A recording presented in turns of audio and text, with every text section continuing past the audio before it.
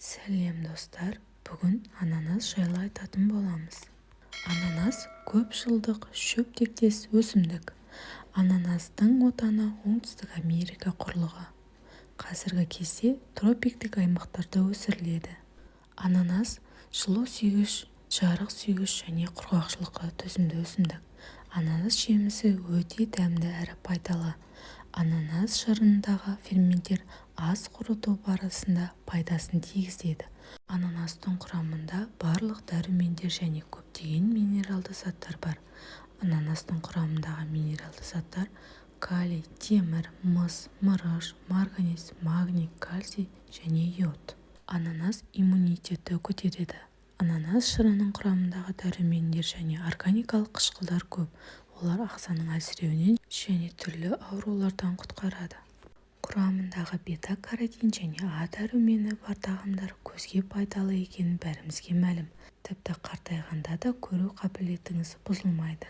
Сонымен қатар ананаста қызыл иегіңіз бен тісіңізді қатайтатын С дәрумені бар. Ол пародонтоз ауруынан аман сақтайды. Егер буындарыңыз ауырып жүрсе, ас мәсіріңізге ананасты қосыңыз, өйткені оның құрамында бромелин ферменті бар. Жүрек-қан тамыр ауруларының алдын алу үшін анда-санда болса да ананас жеп тұрыңыз. Бұл жеміс сіздің сүйектеріңізді қатайтады, себебі онда марганец пен калий көптеп кездеседі.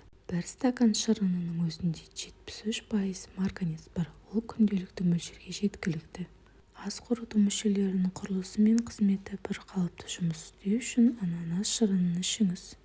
Статистика әйелдердің остеопороз ауруымен көбірек ауыратыны расталған. Бұл ауруды алдын алу үшін ананас үнемі рационда болғаны жөн. Ананас әйел денсаулығы үшін өте пайдалы. Етек кірі ауырсуын азайтады, репродуктивті функцияны жақсартады және жүктілік кезінде ағзаны қажетті заттармен қанықтырады. Және де ананас барлық диеталарға енгізілген. Промелайна арқылы майларды бөліп ас қорытуды белсендіре отырып аштықты басады.